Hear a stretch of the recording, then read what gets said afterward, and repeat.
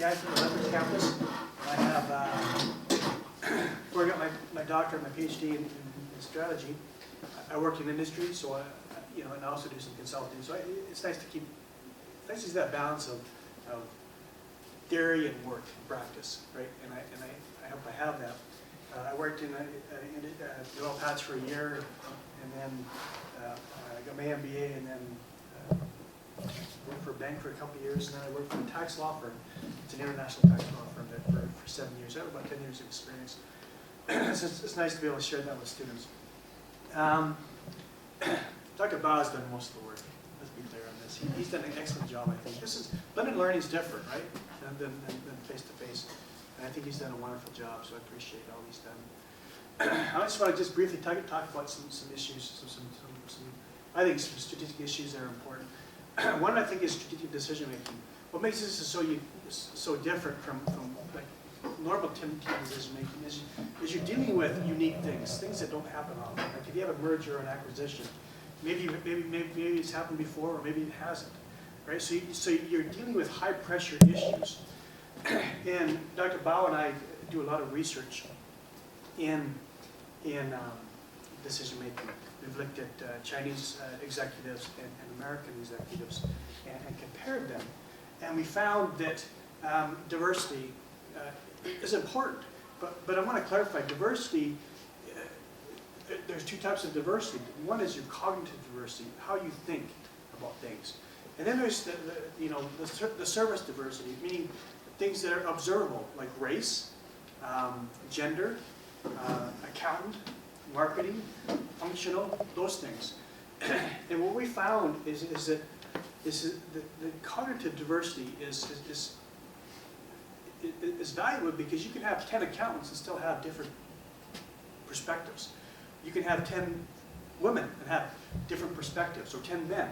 So we delve more into, we do control for service diversity, we control, but we really focus on cognitive diversity. And what we found is that diversity is important, but if it's not managed well, it's a problem. Diversity, we would argue, diversity in itself can be very problematic. Very problematic if it's not managed. We've also looked at trust and how, if you have a diverse group, right, you're going to share your views only if there's trust. But there's different types of trust, right?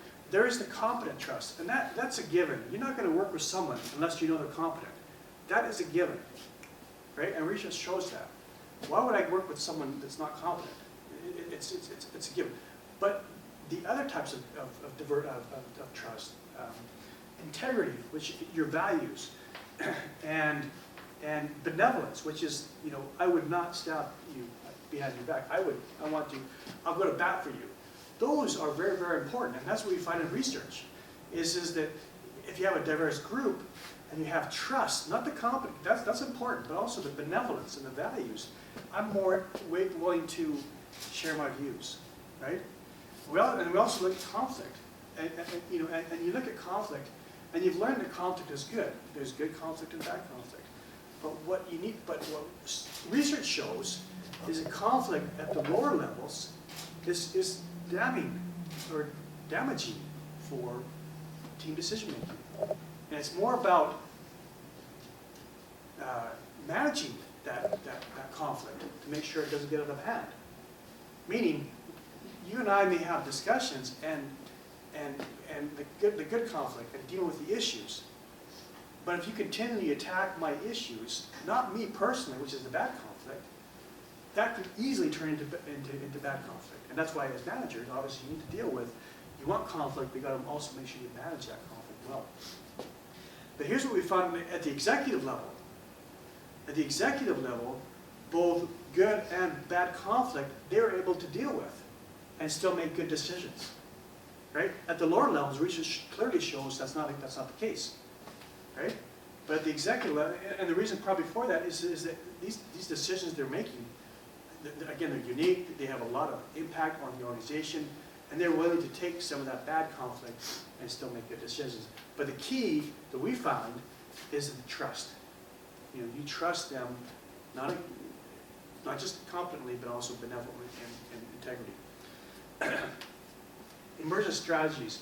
What that means is that not all our strategies, you'll know this, not all these things you think about and strategize work. A lot of times it's emergent, right? Where does the emergent come from? From the lower levels, right? So even though strategic decisions are made at the higher levels, they have to be. They have the broader perspective. It doesn't mean that they don't get information from the lower level employees, but ultimately they're responsible for those decisions. But those decisions may not work, right? And again, just a real quick example is Honda. When they wanted to come into North America, they were going to compete against Yamaha or Harley-Davidson and the bigger motorcycles. But what happened was they came, and these employees came to California, and they brought these scooters.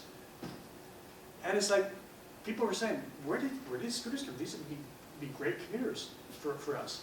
So even though the strategy was to go against and build big motorcycles, it came from the bottom, saying, these employees from Honda saying, hey, this is a big deal. Why don't we do scooters first? And that's what they did. That's their claim to fame in East North America, is dealing with the scooters, and then they went, obviously, they have bigger motorcycles as well. That's just one small example of making sure that even though executive decision making is done, you need to look at lower levels to make sure that there's nothing that's going to, it's emergent. Another thing we've looked at is ambivalence. Ambivalence is really, a lot of research is on the social psychology of ambivalence, and that means having a strong feeling for both the positive and the negative, not or, but and. Right? And I'm sure you have that too. Right? If you're passionate about something, you may be passionate about whatever the issue is, and you would say, yeah, that's good, but there's some bad as well. And if you have that passion, we argue and we found that you're a better decision maker, because now if you just look at one part of it, one issue, on the positive, you're less likely to have to engage in information processing, to cognitively think about it. But if you have passion about, about the negative and the positive, a lot of research has been done, again, in social psychology on, for example, capital punishment, on race, on other aspects.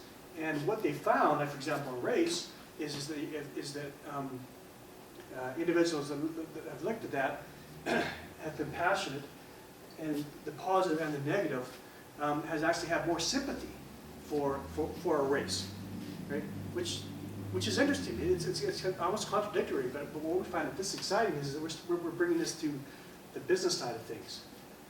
For example, the European Union, when it started, businesses that had problems with the EU, but also saw the positives, were more likely to engage in strategic decision in the European Union than those that weren't as ambivalent. So it makes sense. It's almost contradictory, but it makes sense, right? That I'm more willing to deal with the issue if I have passion about the positive, but also have passion about the negative. Ambidexterity. For the longest time, companies either exploited or explored. Exploited means you focus on the processes at hand and try to decrease the costs, become as most efficient as possible. On the flip side, you had exploration, where you focused on innovation. And what's happening is companies are starting to say, what? How do we manage both? That's a big issue. How do you manage both? I know that, for example, for the law firm that I worked with, we dealt with cross-border tax, and we dealt with Section 85 rollovers and capital stripping, and a lot of complex things. Errors were made, right? And what I liked about this is that we focused on not only being creative, because the tax, there's not much precedent in tax law courts, right? You create tax plans, and you don't have much to go on as far as the precedents, as far as legal. So you have to devise and create tax plans and be creative, but you also have to deal with the exploitation, meaning the processes in hand to make sure that you don't, for example, miss a Section 85, rollover deadline. Because if you miss that, you're hooped. There's no penalty. You just create a capital gain of $500,000 or $1 million, and you're hooped. So understanding both the exploration and the exploitation, very, very important. And how do you do that? Do you separate them, or do you integrate them? It used to be that you'd separate them. HP, if they wanted to have something, you'd have the main office here, and then you'd have someone separate somewhere else creating a new issue, a new gadget or whatever it was, a new innovative product, service, right? Now the question is that really what we want to do? Do you want to separate it, or do you want to integrate? And that's what companies are more and more focused on the integration of is how do you create a really focused, efficient model, but yet be creative. Those contradict, they really do. How do you integrate? And that's what companies are now starting to look at more and more is doing that. I'm not going to spend, you guys did a great job on mergers and acquisitions. Basically, mergers and acquisitions, integration is a big issue, right? Culture is a huge issue. And it was brought up, Daimler and Chrysler, the cultural issue. Synergies is another issue. I mean, just a quick example, Pepsi. When they purchased Frito-Lay, that was a great concept. The synergies are there. Marketing, it's the same thing. It's pop, it's chips. It's the same concept. Distribution was there. The synergies are there. When Pepsi purchased, KFC, Pizza Hut, Long John Silver, and so forth, the restaurants, where's the synergy? Right? Where is this? There's no synergies other than maybe they can bring the pop in. Pepsi can bring the pop into these restaurants and so forth, which was they did. But there's no synergies. I mean, it would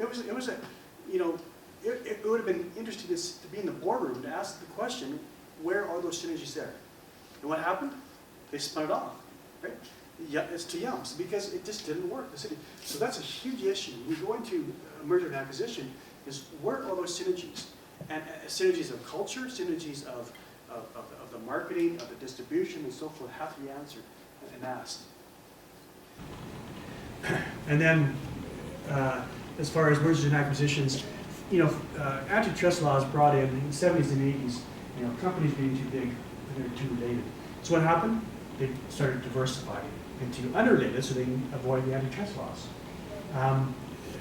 Very few companies can do well at it, and the stats were brought up already. Mergers and acquisitions, a lot of times don't create value. So the question is why don't they? It doesn't mean you don't do them, right? You ask why they don't, and then you perfect the issues, right? And then deal with those issues.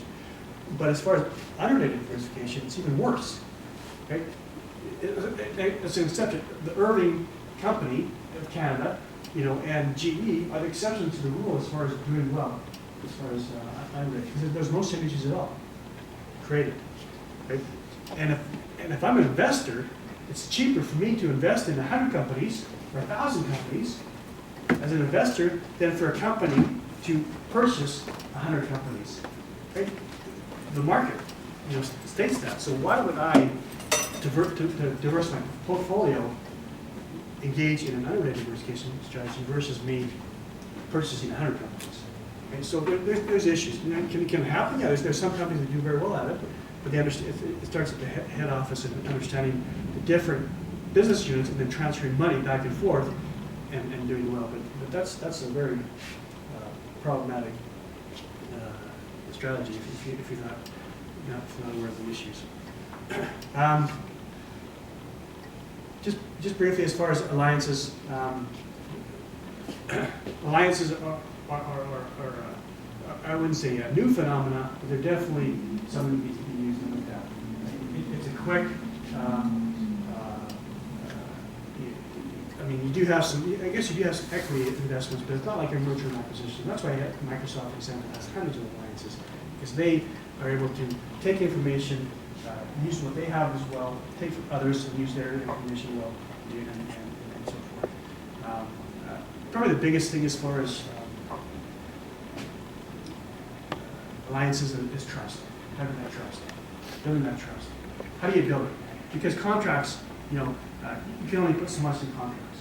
And working for a law firm, I could definitely agree. You can only do so much. Especially the rest of trust.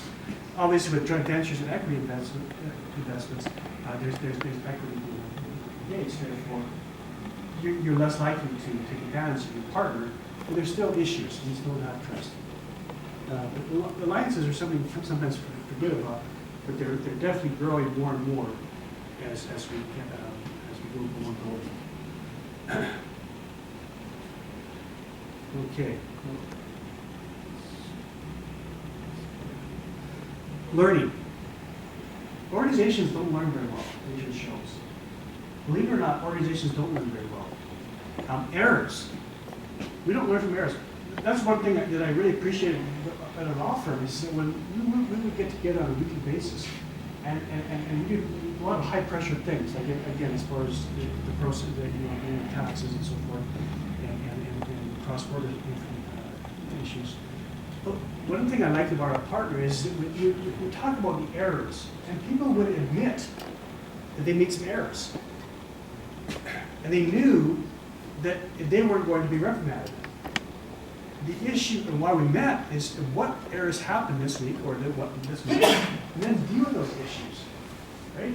And not call someone to the carpet. Obviously, if they're continually making errors, then that's different, right? But if you make errors, there was no reprimand. There's no yelling. There's no, either individually or in a group. Nothing like that happened. So we absolutely learned from our errors. I would argue, and I've worked for various companies, that doesn't happen all the time. And in fact, when we make small errors, it's more okay. Now we have to have more controls. Versus, if we have errors, maybe we could be creative and go a different way. Maybe that errors are good for us. Right? Maybe something we did wrong can focus us on something else. But here's what research shows: is that if I'm a manager and I make an error, am I willing to first admit it? Or somebody else makes an error, maybe somebody at a higher level, am I going to call them out on that? The study research shows that you're not going to. You're not going to call them out. Because how dare you say, okay, you made a mistake at a higher level employee. Organizations, studies are shown do a poor job of learning. Right? At small errors, yes. But even then, it's more about, okay, we made some small errors, we deviated a little bit, let's get back on track. Right? Versus, okay, we made some small errors, do we need to change some things? Right? But definitely, larger errors, we do not learn. And to me, that's a huge, and we're just starting to do research on learning organizations and error learning, and we're finding some very interesting stuff. Corporate governance, you all know that. I mean, it's very, very hot topic. Board of directors, lawsuits, how much involved they are. CEOs. CEOs are the most powerful, person in the organization, without a question. And how do you govern that? How do you govern, the executives and board of directors? There needs to be more involvement, and I think there are. I think there is to be more and more involvement in board of directors, not just rubber stamping, but actually doing things. Just because of the pressures that have happened, as far as the potential lawsuits and other things, the Enrons and the WorldComs and so forth. Things I think are changing, but it's we've done some research in governance as well, and CEO power, and there are issues as far as government making sure that there's that balance as far as the discretion of the CEO, but also to the shareholder and other stakeholders. Lastly, disruptive technology. Clayton Christensen is probably the founder of this, or one of the founders. He wrote a couple of books that are really, really good, and he's done some research as well.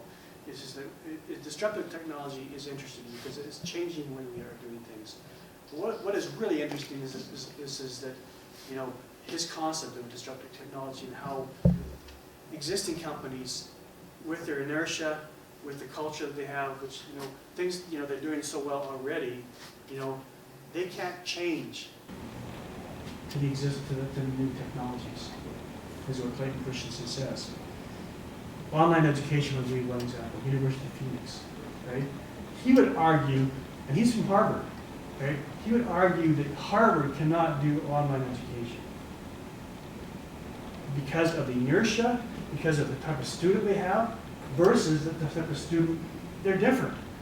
He calls them fringe markets, right?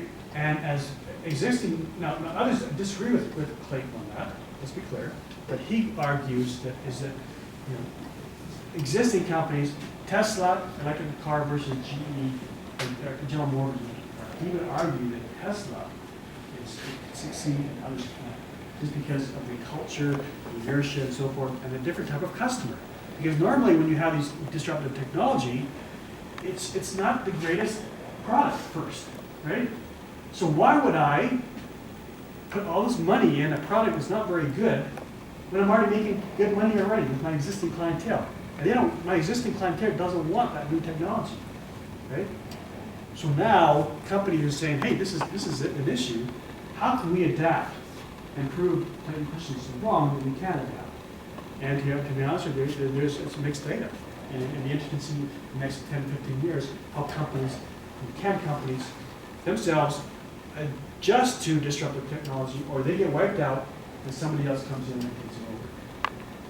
And that's I think that the overall theme of all these 10 slides would be, globalization and technology is really an effective strategy here. A ton of ways. All these slides all are affected by these three overall themes. Very good. We have 2 minutes for question, and then we move on to Mark. As usual. Yes. Sloan School of Business just released a critique on disruptive technology in like October of last year. I think I just sent it to him in email because they're doing their presentation on that. What are your thoughts on that? They've kind of done a study on those disruptive technologies and incumbents not able to adopt them, and found what they think he did is he looked back at history and figured out a model that would explain it rather than come up with a model and then test it. And they've tested his model on history and it doesn't test out. Briefly, and then detail, channel to me, I'll channel to you. Sure. Clayton Christensen, a lot of his studies were what is called qualitative studies. Right? He'd look at one industry, right, and then make conclusions. So there are absolutely critics of Clayton Christensen's issue. But the point that he has, though, there's some valid points, right? And that is, can we, as a company, what's that? It's that typewriter company. Smith Corona. Yeah, Smith Corona. That's an example of how they were making so much money on typewriters. They had a typewriter that was so much better than the first computer that came out. Why would they? In fact, they actually had an agreement with Acer, and then they jumped out because why would computers exist? We already have this Mercedes-Benz of a word processor versus a floppy disk. So I would agree. My critique would be is that he did research that's qualitative, not quantitative. But his ideas I love because there are issues. Yeah. Thank you, Warren. Be careful. I'm going to let you fill my class so I can keep you coming back every time. All right, thank you, Dr. Brad Olson.